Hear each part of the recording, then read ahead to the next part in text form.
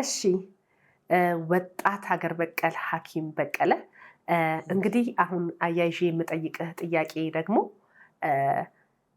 እንደ አንድ ወጣት ሀገር በቀል ሐኪም እንዲሁም ደግሞ ዘመናዊ ትምህርትን ከከፍተኛ ትላልቅ ዩኒቨርሲቲዎች በጥሩ ውጤት ተመርቆ በከፍተኛ ሙያ ላይ እንዳለም ሰው ይህንን የሀገር በቀል ሕክምናና እንዲሁም ደግሞ የአካደሚካሊ የተማርካቸውን ትምህርት አንድ ላይ መርጅ አድርገህ ሁለቱን አንድ ላይ አጣጥመህ ጥሩ ውጤት ላይ እንደደረስክና እየሰራህም እንዳለ የሚታወቅ ነው።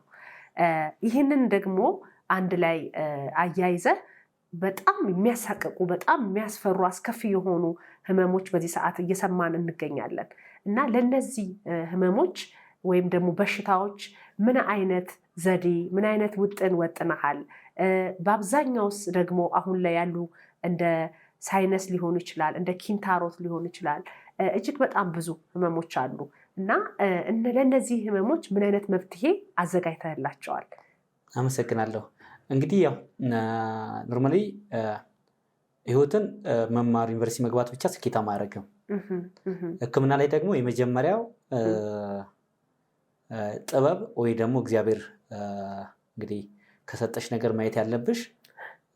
ምክንያቱም እኔ ምናምን አለው ኖርማሊ የተቸገረን ሰው ስታይ በማንኛውም ዘርፍ ሰው ይቸገር፣ በጤናም ይሁን በኢኮኖሚ በማንኛውም ኮንዲሽን ሰው ሲቸገር ሰውን ስታዩ ከሰብአዊነት በአንቺ ውስጥ ልብሽ መልካም ነገር ሲያስብ በአንቺ ውስጥ ያን ሰው እግዚአብሔር አይቶታል ብዬ ነው የማስበው። ህክምና የመጀመሪያው አንድ ሰው ሐኪም ሲሆን እዚህ ዓለም ላይ ሰዎች ከሚጋጩባቸው ኢሹዎች ውስጡ ነፃ ነው መሆን ያለበት።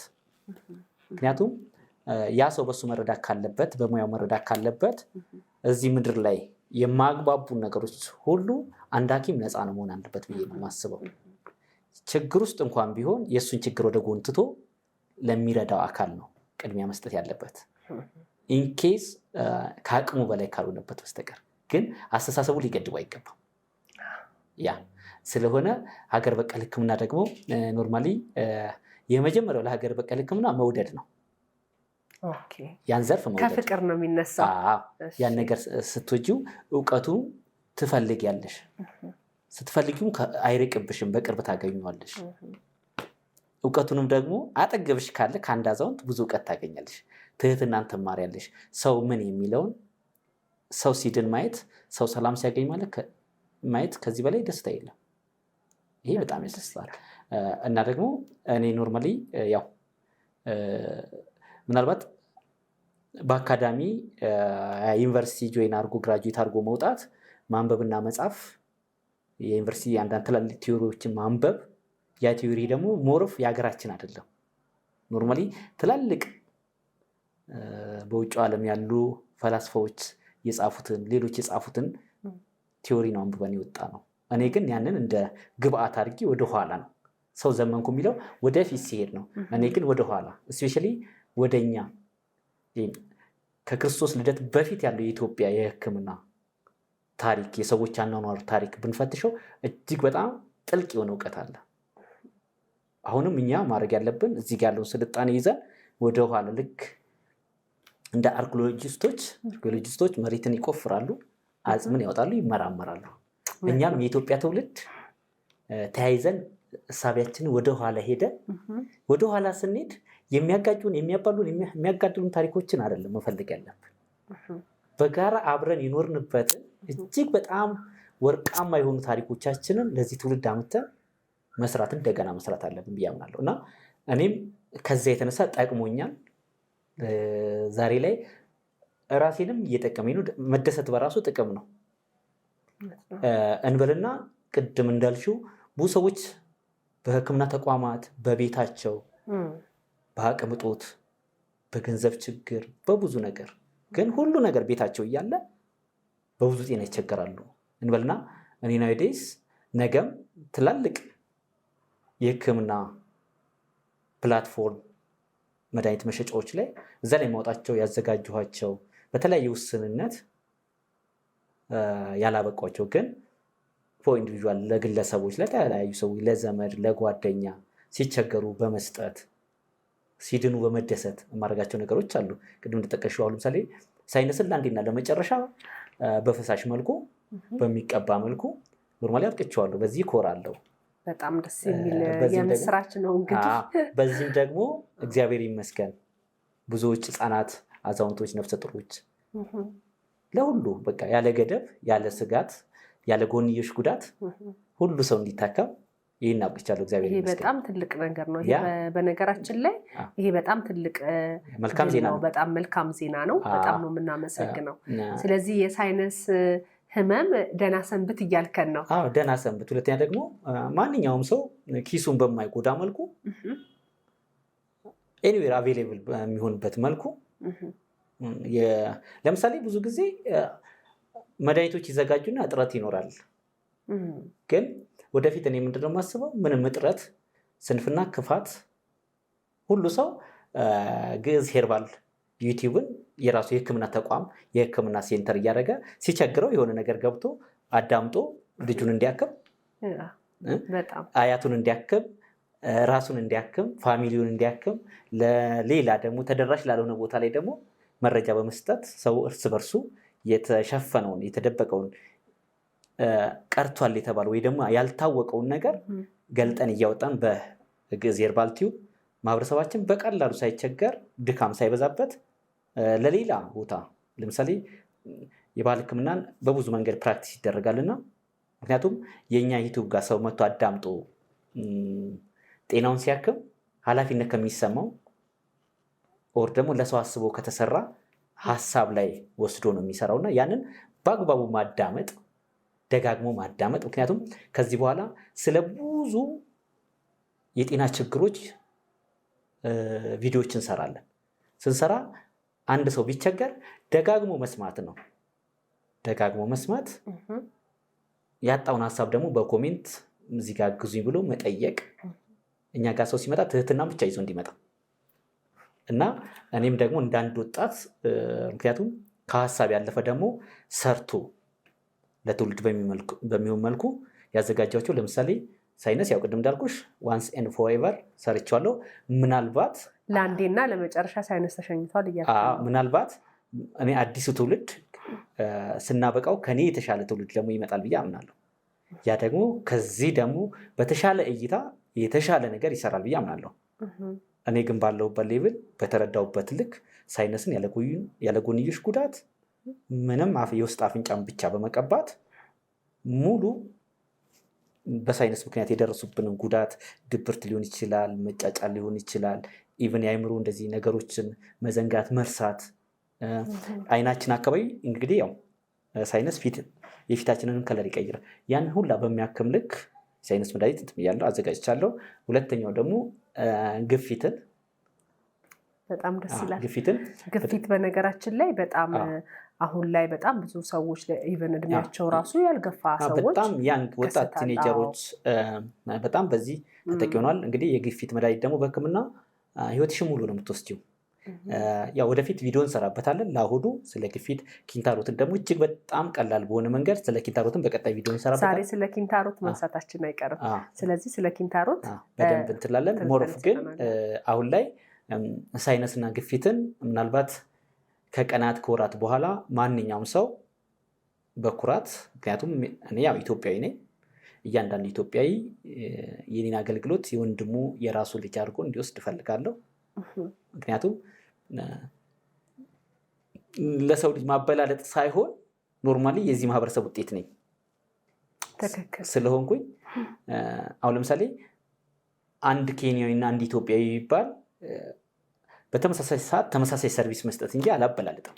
ግን ከኬንያዊ ይልቅ ኢትዮጵያዊ ስሜቴን ጉዳቴን ይረዳኛል እና ለኔም በየትኛውም ችግር ውስጥ ብሆን ኢትዮጵያዊ ነው በማንኛውም ነገር ሰፖርት የሚያደርገኝ የሚያበረታታ የሚመርቀኝ ስለሆነ ምርቶቼ የማንም አይደሉም፣ ሀሳቤ የማንም አይደለም።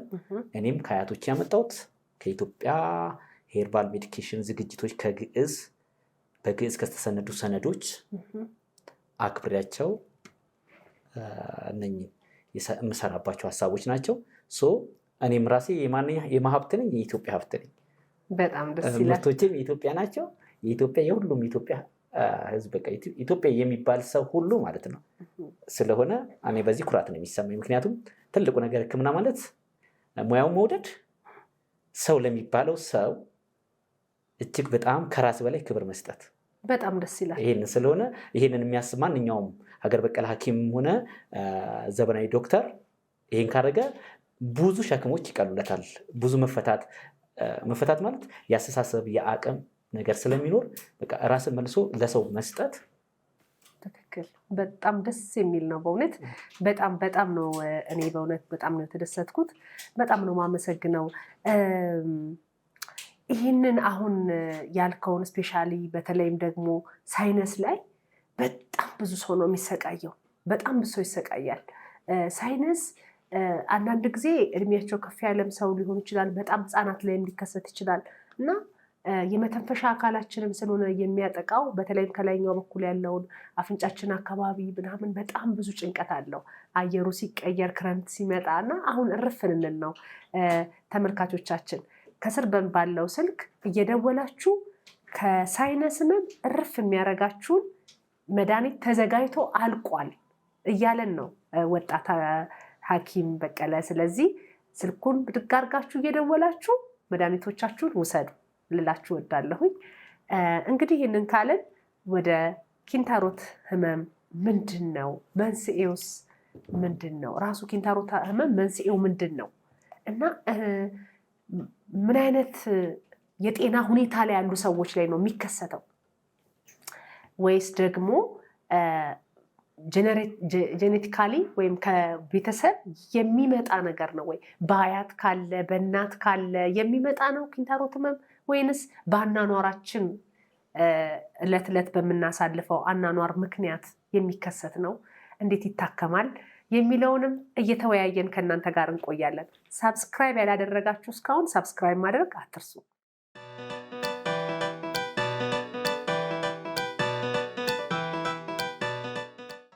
ስለዚህ ወደ ውይይታችን እንገባለን። የኪንታሮት ህመም ምንድን ነው? እንግዲህ ያው ኪንታሮት ኖርማሊ በሰው ልጅ ላይ የሚከሰት ህመም ነው። ኪንታሮትን ግን በአብዛኛው ሰው የሚረዳበት መንገድ ከሰው ወደ ሰው የተለያየ ነው። በሳይንሱም የተቀመጠውና በባህላዊ መንገድ አገር በቀል ሐኪሞች የሚሉትን መንገድ የተለያየ ነው። ኪንታሮት በመጀመሪያ በየትኛውም የሰውነታችን ክፍል ስፔሻሊ ይሄ የላኛው የሰውነታችን አካል ላይ ፀጉራችን ውስጥ፣ ፊታችን ላይ፣ ኤክስተርናል ቆዳችን ላይ ይከሰታል። ሲከሰት ግን ከቦታ ቦታ ከሚከሰትበት አካባቢ የሰውነታችን ክፍል አንጻር ህመሙ የተለየ ነው እና ደግሞ በመጀመሪያ ኪንታሮት ከቤተሰብ የሚተላለፍ ነው የሚለውን ብትመልስልን ደስ ይለኛል። ኪንታሮት ከቤተሰብ ይተላለፋል የሚል ሀሳቤ የለኝም። ግን ሁሉም ሰው ላይ ማንኛውም ሰው ላይ ሊከሰት ይችላል። ይከሰታል። እንዴት ይከሰታል?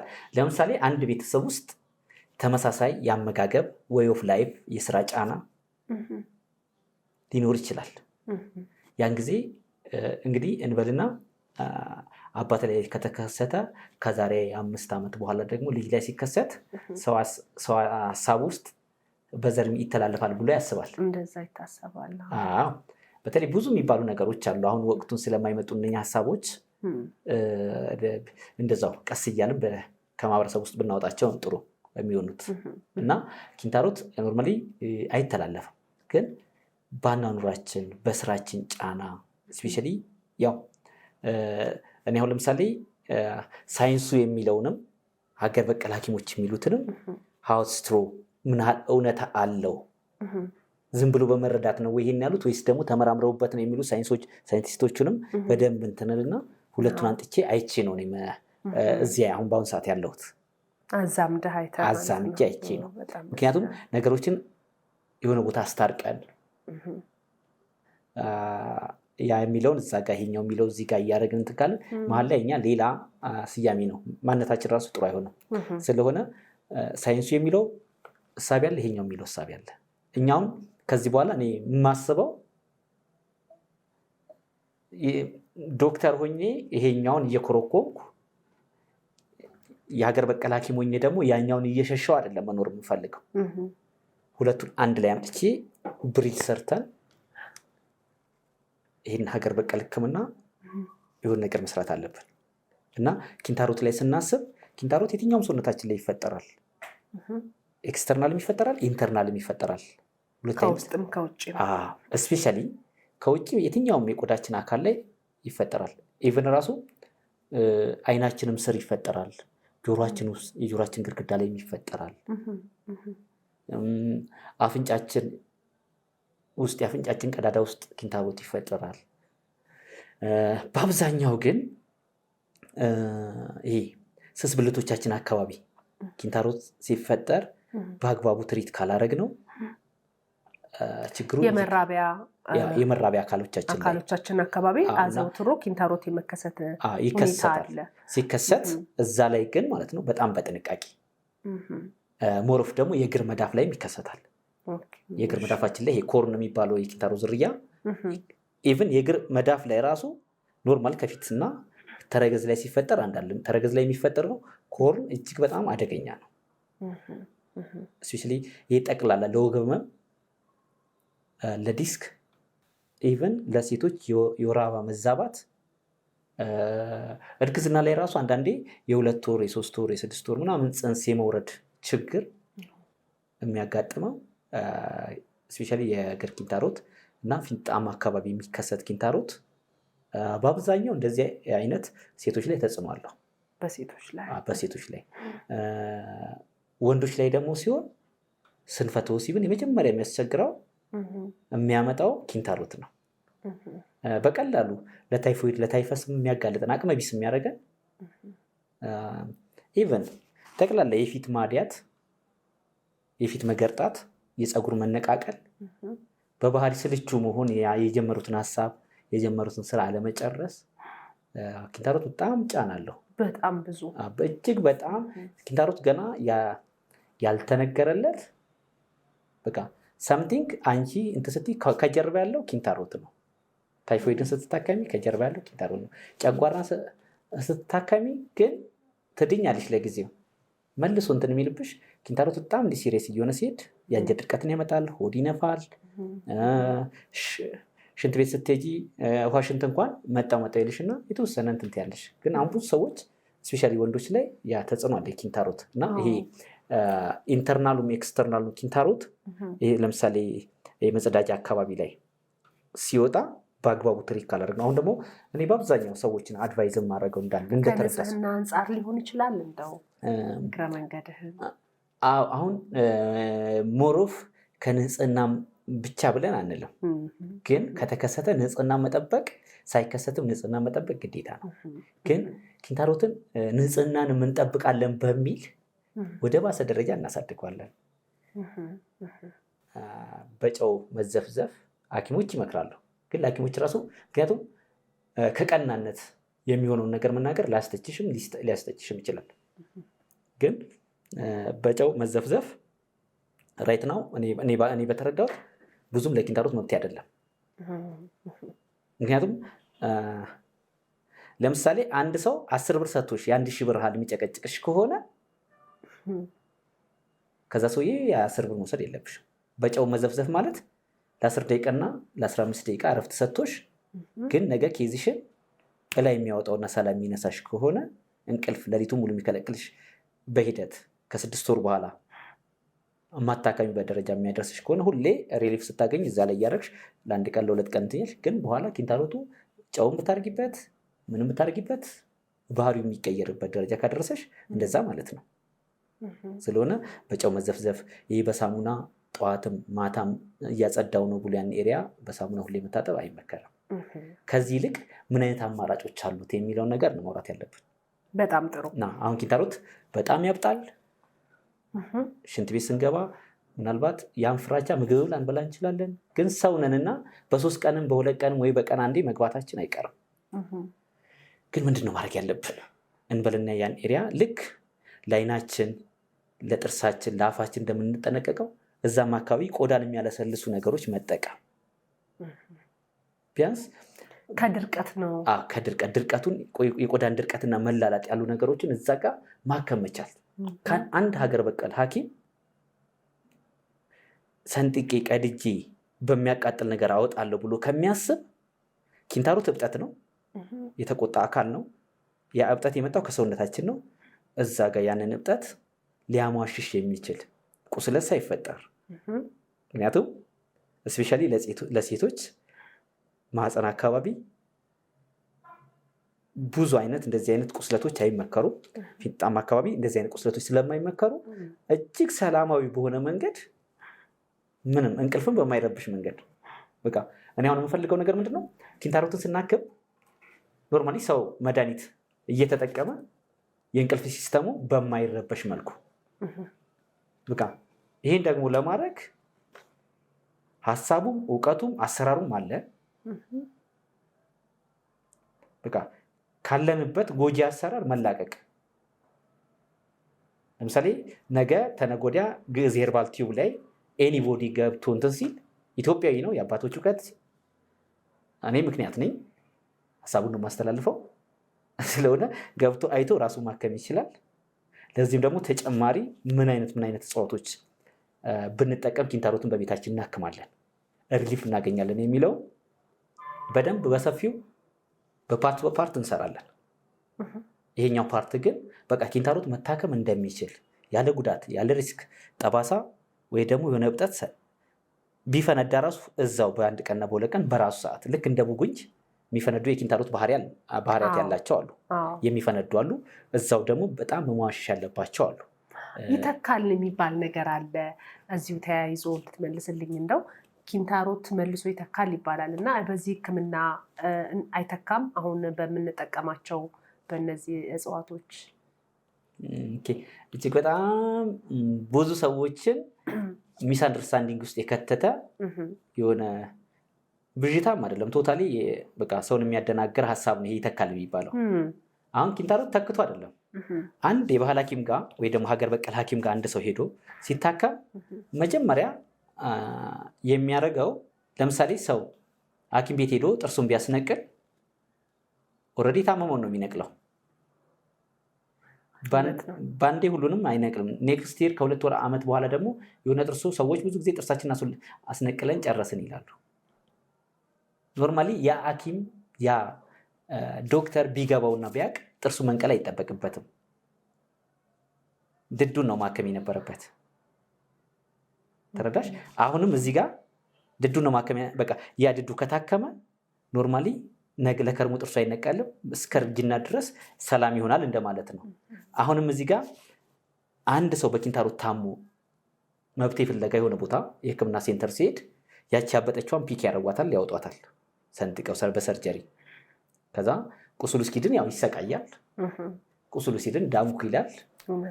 አሁን እንዳልሹ ደግሞ ተካብኝ ይላል። አሁን ተካብኝ የሚለው ሀሳብ ላይ ስንመጣ ስፔሻሊ ፊንጢጣ አካባቢ አንድ ኪንታሮት ሲከሰት አክቲቭ የሆነው ተከሰተ። አፍተር ሰምታ የሆነ ከተወሰነ ጊዜ በኋላ ትላንት በጣም ደቃቂ የነበረችው ኪንታሮት ደግሞ ምን ትሆናለች? አክቲቭ ትሆናለች። ተተክታ አይደለም መጀመሪያም አለች። ግን አሁን እኔ በምለው አይነት አሰራር አንድ ጊዜ ሲደረግ አክቲቭ የሆነው ይታከማል። በጣም ሰውን እያሰቃየ ያበጠው ኪንታሮትም ይታከማል። ሁለተኛም ደግሞ በዙር ከዓመት ከሁለት ዓመት ከምናምን በኋላ የሚመጡትም ኪንታሮቶች እዛው ባሉበት ይከስማሉ። መተካት የሚባለው ታሪክ አፈ ታሪክ ሆኖ ይቀራል ማለት ነው። ታማሚውም በኪንታሮት ምክንያት የሚመጣ የወገመም ይኖረዋል።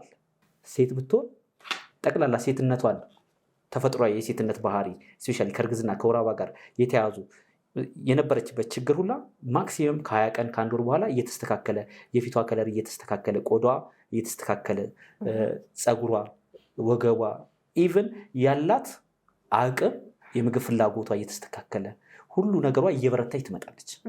ኤሪያውም ላይ የነበረው ችግር እየከሰመ ይመጣል እንበልና ኪንታሮት ደረጃ አለው። ስፔሻሊ ይሄ ኢንተርናል ሄሞሮይድ በጣም ደረጃ አለው።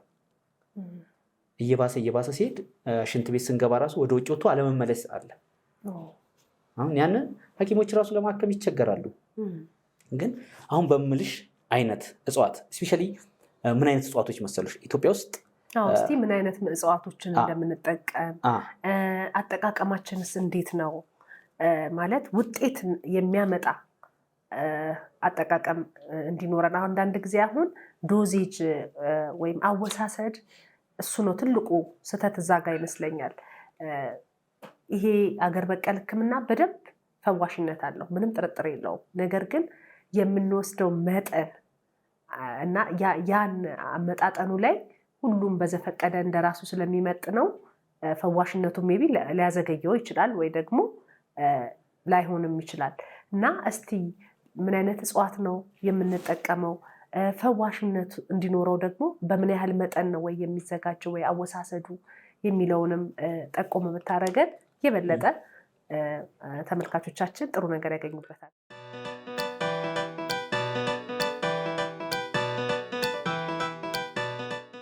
አሁን ኪንታሮትን ስናስብ የኪንታሮት መድኃኒቶች በአብዛኛው መሆን ያለባቸውና የሚሆኑት ኬዙን ለማከምና ዘላቂ መፍትሄ ቅድም ያልነው ይሄ መተካት ወይ ደግሞ እንደገና ዳግም የማገርሸት ነገር እንዳይኖረው በአብዛኛው ቀንበጣቸው ሲቀጠፍ፣ ቅጠላቸው ሲቀጠፍ ወይ ደግሞ ግንዳቸው ሲነካ ወተት የሚያመነጩ መርዛማ ያልሆኑ እጽዋቶች በአብዛኛው ኪንታሮትን ማከም ይችላሉ።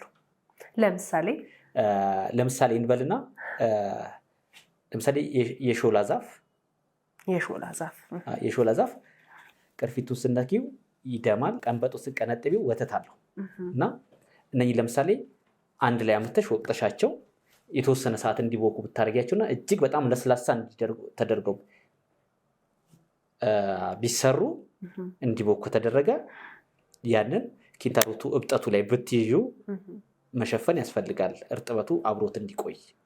እንደዚህ ወተታቸው መርዛማ ያልሆኑ እጅግ በጣም ብዙ እጽዋቶች አሉና እጽዋቶቻቸው ቅንጭብ የምንለው ነው። ምናልባት የሾላ ዛፍ ቅንጭብ አይደለም። ቅንጭብ ወተት ስላለው ቅንጭብ አሁን ቅንጭብ አንተርፋ እነኚህ እጅግ በጣም አደገኛ ናቸው፣ መርዛማ ናቸው። እጅግ በጣም በቃ ከኛ መራቅ ያለባቸው ነገሮች ናቸው። ግን እነሱም ቢሆኑ መርዛማ ናቸው ተብሎ አይጠቅሙም ማለት አይደለም። እጅግ መርዛማ ደግሞ ቆዳችን አታክ የሚያደርጉ ላይክ እንደ ቲፌ አይነት ኬዞች እስፔሻሊ ደግሞ አንዳንዴ ፊት ላይ የሚወጡ አደገኛ ቁስለቶች ሲኖሩ ከቅንጭብ የሚቀመሙ መድኃኒቶች አሉ፣ ከአንተርፋ የሚቀመሙ መድኃኒቶች አሉ። እያለዘብክ ማለት ነው። እያለዘብሽ ስታለዝቢያቸውም ደግሞ ሞር መርዛማነታቸውን ገለሹ ሳይሆን መርዛማነታቸው ራሱ መልሶ የሚያከማቸው ችግሮች አሉ። ተረዳሽ? ግን ለኪንታሮት በአብዛኛው ኪንታሮት በጣም ሴንሲቲቭ ፓርት ላይ መራቢያ አካል ላይ እግር ላይ ቢሆን በጥንቃቄ አሁን ትልቁ የኪንታሮት ሎጂክ ምንድነው? እርጥበት ነው የሚፈልገው። ከመድኃኒት ውስጥ ያለውን እርጥበት ሳክ አድርጎ ከወሰደው በኋላ ያ እብጠት መድኃኒቱን መስጠት ደግሞ ስታቆሚና እንዲነፍስበት ስታረጊው መልሶ ደርቆ ሙሽሽ ብሎ ባለበት ይተነፍሳል። እኔ ለምሳሌ እግር ላይ የሚወጣውን ኪንታሮትን ማከመው ወይ ደግሞ ለሰዎች የምረዳበት መንገድ መድኃኒቱን አዘጋጃለሁ። ለረዥም ሰዓት ማክሲመም ለ5 ለ6 ለ7 ቀን ያ መድኃኒት የተዘጋጀው መድኃኒት ተወስዶ እዛ እግር ላይ ይታሰራል። ምናልባት ከላይ እንዳያቆስል እየተፈታ በቅባት በተለያየ ነገር ትሪት ይደረጋል። ግን በደንብ ከራሰ በኋላ መድኃኒቱን መስጠት ስታቆሚ እርሱ ራሱ ፍርፍር ብሎ ይወድቃል። እዛ ጋር ምንም አይነት ጠባሳ አይኖርም፣ ምንም አይነት ሰርጀሪ አይኖርም። ያለ ሰርጀሪ ፊሊጣ ላይም ቅድም ያልኩሽ 4ኛ 5ኛ ደረጃ ደርሷል የሚባለው ነገር ሲመጣ አሁንም እኔ በማዘጋጃቸው መድኃኒቶች እነኚህ መድኃኒቶች ኖርማሊ ታዘጋጃለህ? አዘጋጃለሁ። እንግዲህ ወጣት ሐኪም በቀለ የኪንታሮትን በሽታ ቤት ውስጥ በሚዘጋጁ አካባቢያችን ላይ ባሉ እጽዋቶች ፈዋሽነት ባለው መንገድ በማይተካ ሁኔታ ያዘጋጃል። እሱንም ደግሞ ዝግጅቱን ደግሞ ወደፊት ሁሉን አይነት ሰው ዳይሬክት ዋናውን ሕክምናን ባይወስድ ግን ለዕለት እንደው በቃ ነገሮች እስኪሆኑለት ሕክምና ቦታ እኔ ጋር መምጣት እስኪችል ወይ እኔን ማዋራት እስኪችል አርጀንት ለሆነ ችግርም ምን መጠቀም እንዳለበት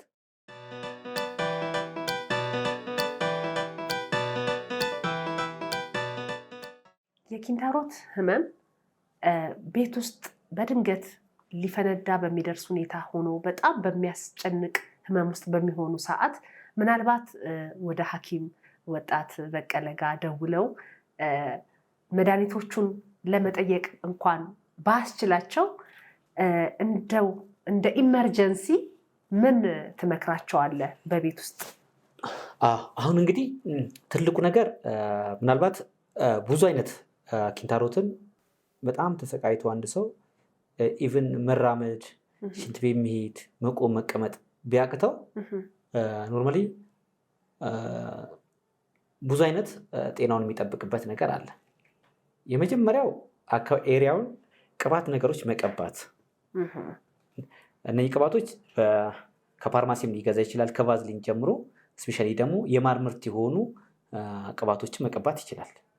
በማር የሚዘጋጁ የማር አልመንድ ሃኒ ምናምን ያለባቸው እነሱን ቢቀባ ስፔሻሊ ያን ኤሪያ ዳግም ሲታጠብ ደግሞ ማንኛውም ሰው በኖርማል ውሃ ባልቀዘቀዘ ጨዋማ ባልሆነ ሳሙና ሳያስነካ መታጠብ የመጀመሪያው። በቃ ከነኚህ ነገር አንድ ሰው በሳሙና እንዴት ሳሙና ሰውነቴ እንዴት ጽዳቴን በምን ጠብቃለሁ ብሎ ካለ ሻወር ሲወስድ ብቻ ሳሙና ይጠቀም። ለዛ ፐርፐዝ ብሎ ያን ኤሪያ አለመጠቀም። ግን ችግር ውስጥ ካለ ለምሳሌ በጣም ችግር ውስጥ ካለ እየቆጠቆጠው ከሆነ ቁስለት ካለው የመጀመሪያው የዶሮ እንቁላል አስኳሉን አፍርጦ መቀባት፣ ደጋግሞ መቀባት። ደጋግሞ በቃ ቢጫውን ፓርት ነው ወይስ ፓርት? ኦኬ ያኛውን አስኳሉን ብቻ እዛ ህመሙ ያለበት አካባቢ ላይ መለቅለቅ። እሺ ከዛ ያን ይለቀልቋል። የሆነ ሰዓት ደግሞ ሽንት ቤት የሚሄድ ሽንቱ ሲመጣ ሽንት ቤት መጠቀም ሲፈልግ ደግሞ ምክንያቱም ቅድም እንዳልኩሽ ቫዝሊን ሊቀባ ይችላል።